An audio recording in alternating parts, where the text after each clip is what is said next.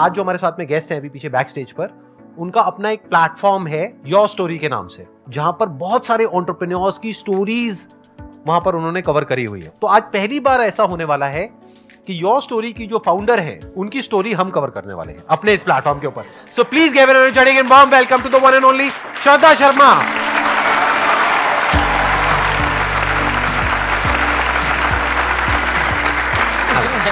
Please आइए। बहुत nervous हूँ संदीप, बहुत डर लग रहा है, मगर अच्छे हाथों में हूँ। एंड ऑडियंस को देख के थोड़ा अब तसल्ली हो रही है। सब स्माइल कर रहे हैं, स्माइल करते रहना। आप बताएंगे आपने कब शुरू किया योर स्टोरी को, या ये थॉट कहाँ से आया? थोड़ा सा अपना बैकग्राउंड के बारे में प्लीज अगर आप शेयर कर सके तो। योर स्टोरी का थॉट अब मैं अभी बैठ के 2023 के जनवरी में अगर कहूँ, शुरू तो हुआ था 2008 में, मुंबई में शुरू किया था। मगर अगर मुझे स्टोरी अभी बतानी है तो मैं बिहार से हूँ। तो जब हम बिहार में ग्रो करते हैं और बढ़ते बढ़ते हैं, और ये मैंने कहा है बहुत बार, तो हम ये नहीं कहते हैं कि मेरा नाम श्रद्धा है, हम कहते हैं हमारा नाम श्रद्धा है, और हम आ रहे हैं और हम जा रहे हैं। और यही ऐसे करके मैं ग्रो की। और जब दिल्ली में आई सेंट स्टीफेंस कॉलेज में, तो सब मुझसे कहते थे कि श्रद्धा फिर से बताओ तुम कहाँ से हो। तो मुझे लगता था सब मुझे बहुत क्यूट फाइंड कर रहे हैं और बोल रहे हैं फिर से बताओ। फिर थोड़ा टाइम लगा, फिर पता चला कि एक्चुअली लोग मेरा मजाक, मुझे कोई क्यूट नहीं फाइंड कर रहा था, सब मेरा मजाक उड़ा रहे थे। और कहीं ना कहीं ये हमेशा लगा कि हम जैसे बात करते हैं, हम जो होते हैं, हम जहाँ से आते हैं, कितना ज़्यादा जजमेंट है उसको लेकर। And that was something that stayed with me always. जो क्वेश्चन, मेरे सवाल जो मेरे हमेशा जो मेरे दिमाग में रहता था कि हम क्यों जज करते हैं किसी को, कि वो जहाँ से आते हैं, हमारी कैपेबिलिटी और हम जो हर दिन अचीव करते हैं, that is a story and it defines a story. और जब मैंने योर स्टोरी मीडिया में गई तो वहाँ पे भी वो दिखा, क्योंकि मीडिया में it is all about I, me, my self, and जो सक्सेसफुल है, बड़ा है, उसकी स्टोरीज। तो 2008 में मुझे लगा जो हमारे जैसे लोग हैं जिनके माँ बाप शायद उतने रिच नहीं हैं, सक्सेसफुल नहीं हैं, और जो सेल्फ मेड हैं, और इसीलिए 2008 में मैंने कहा हर इंसान जो खुद के बलबूते पे कुछ करना चाह रहा है, जिसके पास बैकग्राउंड नहीं है, पैसा नहीं है, उन सब की कहानी, उनकी जुबानी सुनाएंगे। और तब यो स्टोरी शुरू हुआ, और आज 1.5 लाख स्टोरी हमने किया है पिछले 14 सालों में।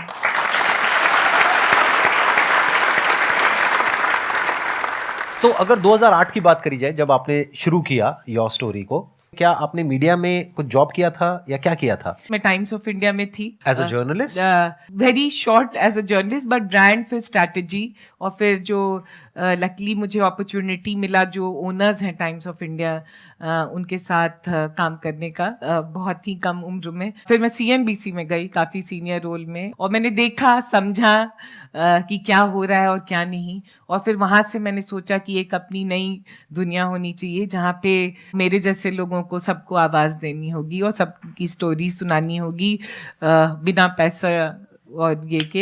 It was like a dream that I have to make this happen. तो ये तो हो गया आइडिया जहां से आपके अंदर से आया कि ऐसा मैं कुछ करती हूँ। तो आपने वेबसाइट बनाई? हाँ। You were not from the tech background, तो आपने कैसे बनाई वेबसाइट? संदीप, दुखते रग पे मत कहो। अच्छा, नहीं, करो, सब कहते हैं टेक तो इंजीनियर नहीं है। हाँ, what are you, what tech startup? No. So मुझे लगता है जब बहुत ज़्यादा मैडनेस होता है किसी चीज़ के लिए तो लोग आ जाते हैं। उस समय मैं मुंबई में थी, और मुझे याद है 2 लड़कों ने, IIT मुंबई के स्टूडेंट्स ने मुझे हेल्प किया था वेबसाइट बनाने में। उनके साथ कॉलेज में बैठी थी, उन्हें भी, and you know, and that's why I think that young people make things happen. लोग क्यों आए आपकी वेबसाइट पे? क्योंकि आपको पहले से लोग जानते थे, because you worked in these companies, CNBC और TOI में आपने काम किया था, इस वजह से आपके पास में आए लोग? ये बहुत अच्छा क्वेश्चन है एक्चुअली, ये बहुत सही सवाल है, क्योंकि जो लोग मुझे जानते थे और वो बहुत बड़े बड़े लोग थे, तो मैंने एक कॉल किया कि मुझे इंटरव्यू में योर स्टोरी, सबको आवाज देना चाह रही हूँ, आप अपनी स्टोरी से शुरू कीजिए, क्योंकि कोई बड़ा आता है तो बाकी सब आएंगे, आ जाते हैं। तो बड़े लोगों ने मुझे बहुत अच्छे से कहा, very good idea, very good idea, all the very best. अभी तुम करो, हम आएंगे। और कोई नहीं आया और मेरा दिल बहुत बहुत टूटा। इनफैक्ट एक और संदीप एक स्टोरी है कि एक लड़की मुझे हेल्प करना चाह रही थी कि अच्छा तुम्हारा बहुत अच्छा आइडिया है, तो ये एंटरप्रेन्योर है गेमिंग में, मुंबई में अंधेरी में गेमिंग में अपना बिजनेस कर रहे हैं, वो अपना स्टोरी सुनाना चाहते हैं, तुम आ जाओ। तो मैं गई, ट्रेन लिया, पहुंची अंधेरी, 3rd फ्लोर में, आज भी मुझे याद है, और मैं बैठी हुई थी और वो सीईओ आया। Hi my name, I don't want to say my name is this, I said hi my name is Shraddha from Your Story. He said sorry कहाँ से? मैंने कहा योर स्टोरी से। बोला ये क्या स्टोरी है? मैंने सोचा तुम CNBC से हो, ये तुम योर स्टोरी से। एंड देन वो जो लड़की जिसने इंटरव्यू सेट किया था उसको कहा कैसे कैसे लोग को उठा के ले जाती हो, आई डोंट इवन नो। आपके सामने ही बोलने लग गया ऐसे। और मुझे लगा उस समय भर भर के रोना शुरू करूं। मैंने कहा नहीं, इस आदमी के सामने नहीं रोऊंगी, क्योंकि वो बोला I will not give interview to someone, मैं ऐसे ऐसे किसी जिसको जानता नहीं मैं क्यों दूं इंटरव्यू। और मेरा दिल, क्योंकि मेरा दिल था कि आवाज दो, स्टोरी सुनाओ, और ये और ऐसे। मैं उस दिन 3rd फ्लोर से चल के नीचे आई और पता नहीं आंख से आंसू आया, और मैंने कहा एक दिन यो स्टोरी को बहुत बड़ा बनाऊंगी, और दुनिया में जो भी हैं और यंग लोग हैं और जितने स्टार्टअप्स हैं और जितने लोग कुछ करना चाहते हैं सब इस प्लेटफॉर्म पे आना चाहेंगे। और संदीप 14 साल लगा है, बट आज बहुत millions of people are there, and बहुत चीज़ें हुई हैं। जब मैंने प्राइम मिनिस्टर का इंटरव्यू किया, जब मैंने रतन टाटा, आज दुनिया भर के बहुत सारे और इंडिया के बहुत बड़े बड़े लोगों सबको आई थिंक ऑलमोस्ट सारे एंटरप्रेन्योर्स आपके वहां पे कवर हो रखे हैं। आज की डेट में आपकी जो कंपनी है उसकी वैल्यूएशन है around $40 million if I am not wrong. तो आप ये बताइए कि शुरू में जब आपने ये किया तो आपको इनिशियल जो ब्रेक थ्रू होता है, यानी शुरू के जो 5-10 इंटरव्यूज हैं वो कैसे मिले, वो आपने किन लोगों के करे, और उस पे भी जब तक व्यूज नहीं आएंगे तब तक और लोग नहीं आएंगे। तो it's all about traffic, it's all about views, it's all about popularity, all that stuff. Again a very good question. तो अगर मुझे शुरू करना होता तो शायद काफी आसान भी होता और टफ भी होता, और वो मैं बताऊंगी क्योंकि 2008 में जब मैंने स्टोरी शुरू की, जैसे you know anyone here if I tell your first story, तो मैं पहली प्लेटफॉर्म बन गई जब मैंने आपकी स्टोरी आपके जुबान में सुनाई, तो वो अपने फ्रेंड सर्कल में और हर जगह प्रमोट करने लगे। तो वो ऑर्गेनिकली, अभी जो इंग्लिश में कहेंगे नेटवर्क इफेक्ट, काफी सही था, क्योंकि people became promoters of the story, and उसके बाद लोग आने लगे वेबसाइट पे। Very interesting. मतलब आप लोगों को क्लियर हो रहा है ना कि क्या किया इन्होंने, कैसे किया। कुछ स्टूडेंट्स की हेल्प से एक वेबसाइट बनाई, वो भी इन्होंने खुद नहीं बनाई, कहीं से बनवाई, और वो भी आई थिंक फ्री में बनवाई होगी आपने। तो इन्वेस्टमेंट आपने कितना किया था अपने बिजनेस में उस टाइम पे? समोसा खिलाया था। तो ऐसा नहीं है इन्वेस्टमेंट नहीं किया। हाँ, उस टाइम पे इन्होंने क्या किया, एक वेबसाइट बनाई कुछ स्टूडेंट्स की मदद से, जहां पे कुछ समोसे लगे। फिर उसके बाद में वो वेबसाइट बनाने के बाद में लोगों को कांटेक्ट किया, और वो स्टोरी सिंपल टेक्स्ट में होती थी, कोई वीडियो नहीं, कोई ऑडियो नहीं, कुछ नहीं। तो सिंपल टेक्स्ट, यानी कि एक इंटरव्यू लिया, एक इंटरव्यू फॉर्म में वहां पे टेक्स्ट में आ गई, यानी कि एक वेबसाइट के ऊपर उनकी कहानी आ गई विद देयर फोटोग्राफ्स, राइट। तो देखा जाए तो बहुत ही सिंपल बिजनेस मॉडल है। आइडिया कितना सिंपल है, जो हम सोचते हैं ना कि आइडिया में क्या है। सोचो, एक वेबसाइट बनानी है, वो आज की डेट में बहुत सारे प्लेटफॉर्म्स है, कहीं से भी बन जाएगी। जाओ, जाकर के लोगों के इंटरव्यू लो और वहां पे उस वेबसाइट पे पब्लिश करो, और एक दिन $40 million की कंपनी खड़ी कर दो। मगर मैं यहाँ कहना चाहूंगी, the idea was simple but idea was tough, because my idea was media में आने के बाद कि मीडिया में चलता क्या है, नेगेटिव और सेंसेशनलिज्म। और मैंने कहा मैं योर स्टोरी शुरू करूंगी जहाँ पे मैं आपके बारे में नेगेटिव, आपको नीचा नंगा नहीं करूंगी। I will celebrate you for who you are. जो तुम्हारे अंदर अच्छाइयत है वो दिखाऊंगी, एंड वो 14 साल तक कंसिस्टेंटली दिखाना in a media space which is not positive, is always judgemental, was toughest part of running this business. ये तो हो गया कि आपका आइडिया कैसे स्प्रेड हुआ। ये आई थिंक सबको क्लियर है ना कि इनका आइडिया स्प्रेड कैसे हुआ। This is a perfect example of viral marketing, जिसको आज की डेट में हम बोलते हैं। वायरल मतलब क्या होता है कि जो अपने आप वर्ड ऑफ माउथ से स्प्रेड हो जाए। एडवर्टाइजिंग से आपको एक बार स्पाइक मिल सकता है, लेकिन अगर प्रोडक्ट में दम नहीं है तो वो वापस से नीचे गिर जाएगा। इन्होंने कोई एडवर्टाइजिंग नहीं करी, नहीं, सिर्फ एक वेबसाइट बनाई, वहां से कुछ लोग आए, उन्होंने आगे लोगों को बताया, फिर वहां से कुछ और लोग आए, उन्होंने आगे लोगों को बताया, धीरे धीरे वो बड़ा होता चला गया, धीरे धीरे वो फैलता चला गया और फैलते फैलते मिलियंस ऑफ पीपल तक फैल गया। आज की डेट में कितना ऑर्गेनिक ट्रैफिक है आपकी वेबसाइट पे? 10 मिलियन 10 मिलियन पर मंथ और पर ईयर?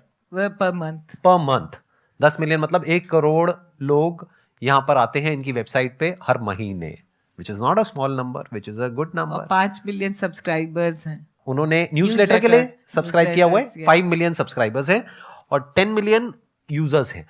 तो अब समझते हैं कि इसको आपने मोनेटाइज कैसे किया। ये तो हो गया शुरू में जहां से आपका प्रोडक्ट वायरल हुआ। अब दूसरा चैलेंज आ जाता है मोनेटाइजेशन, यानी कि यहां से पैसा कैसे कमाया। संदीप, पहली बात मुझे थैंक कहना है, पहली बार ये सब क्वेश्चन कोई मुझे पूछ रहा है। यूजुअली आप पूछते हो।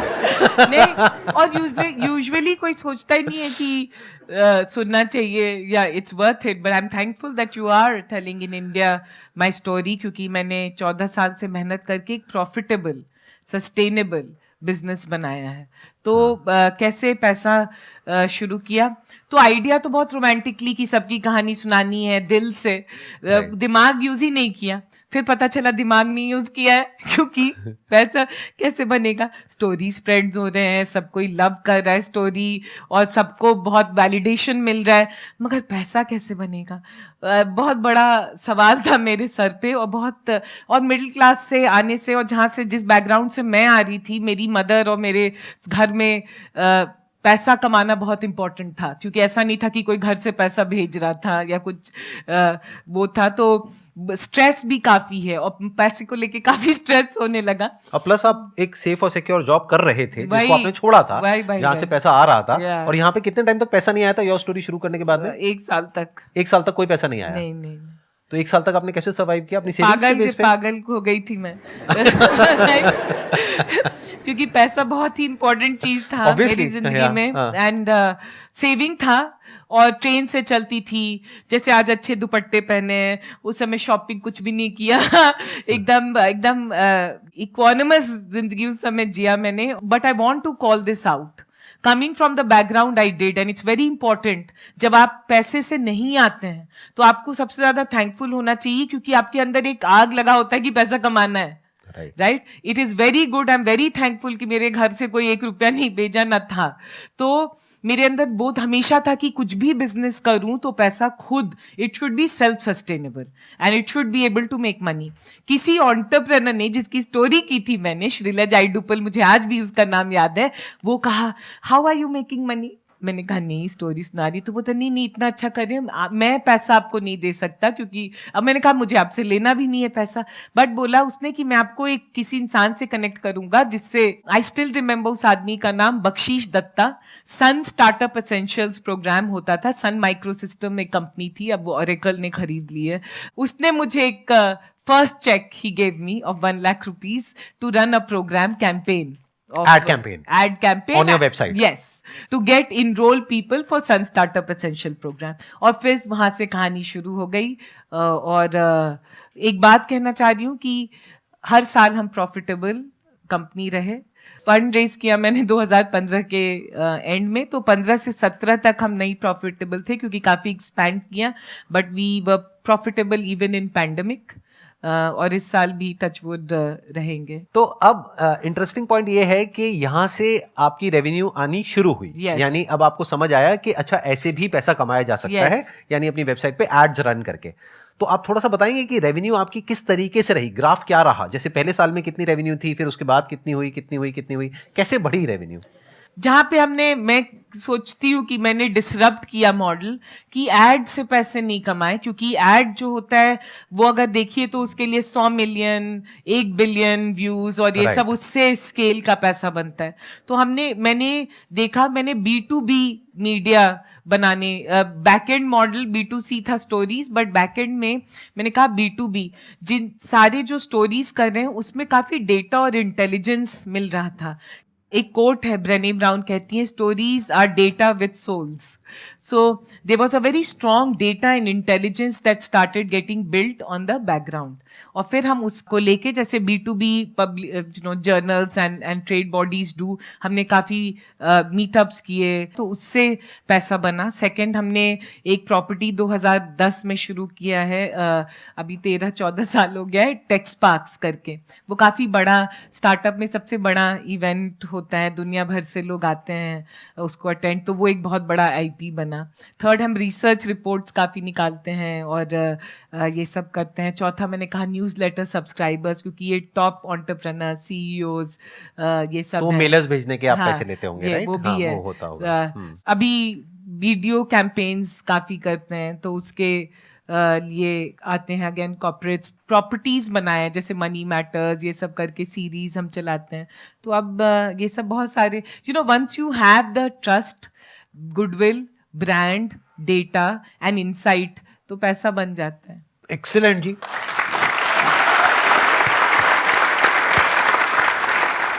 अब बताइए, अगर आप लोगों के माइंड में कोई क्वेश्चंस आ रहे हैं, कुछ आप पूछना चाहते हैं इनसे, जो भी अभी तक इन्होंने शेयर किया उसके बारे में. हाँ, आप बताइए, इनको माइक दीजिए. 14 इयर्स का जो आपका मतलब इतना टफ टाइम गया, इसमें इतने सारे ब्रेक थ्रूज थे, तो मतलब बहुत पेशेंस चाहिए होगा. तो उस टाइम पे ऐसा क्या था जो आपको इतना ज़्यादा मोटिवेटेड किया? मोटिवेट दो चीज़ें मुझे अभी अगर मैं आंसर करूं, मुझे मोटिवेट किया. पहले तो ये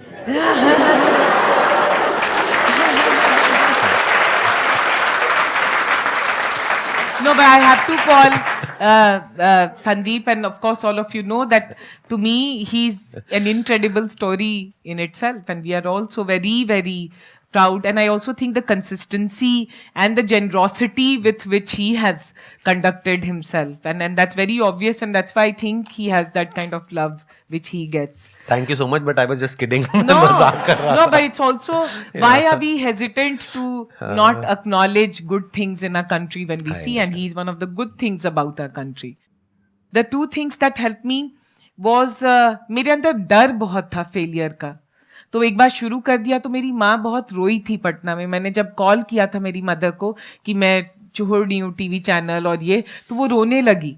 एंड आई वॉज थिंकिंग कैसी पागल है कि एंटरप्रेन्योर बन रही हूँ और ये रो रही है. तो कह रही थी बर्बाद हो गई हो तुम, हमेशा से कुछ नहीं सुनती हो, अभी इतना अच्छा जॉब था छोड़ दिया. तो वो रोने लगी.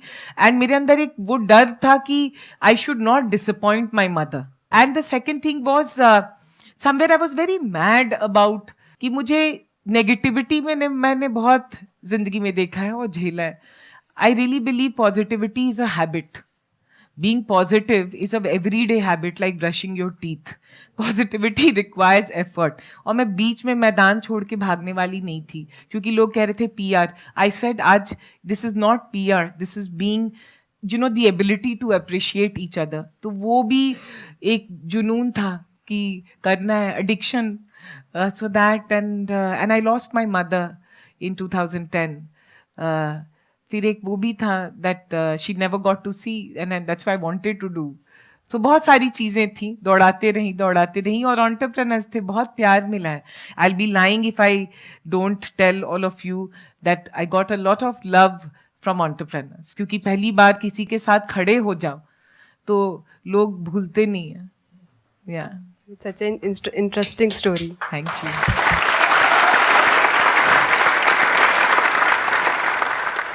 हमें स्टोरी टेलिंग एक आर्ट है, अपनी बात दूसरे के सामने रखना, वो कैसे इम्प्रूव करें मैम, और स्टेज स्पीकिंग कैसे इम्प्रूव करें?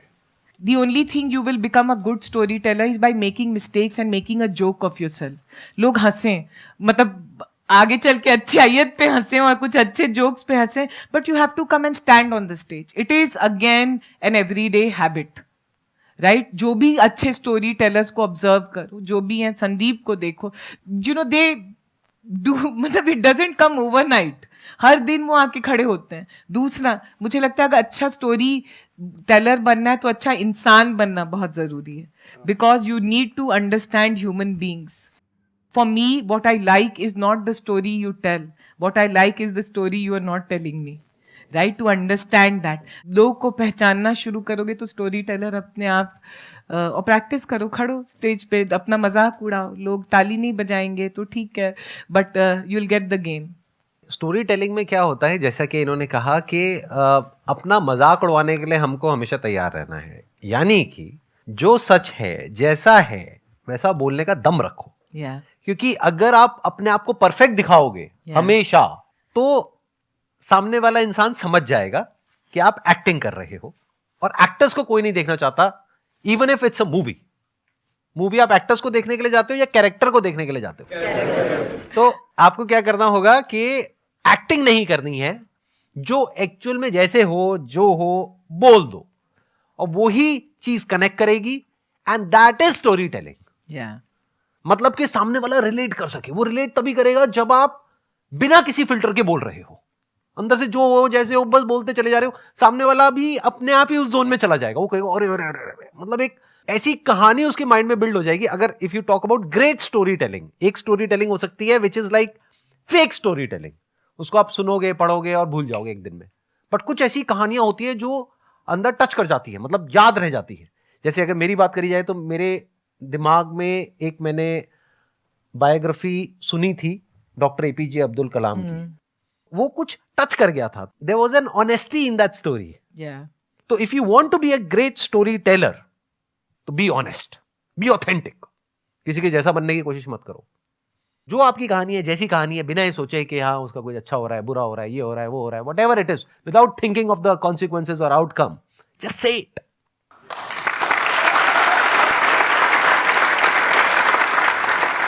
Thank you so much Shraddha ji यहाँ पर आने के लिए, and it was pleasure meeting you, pleasure talking to you, और मेरा एक्सपीरियंस बहुत अच्छा लगा। आई एम श्योर आप लोगों को भी बहुत कुछ सीखने को मिला होगा इनके एक्सपीरियंस से। Let's give big round of applause for her.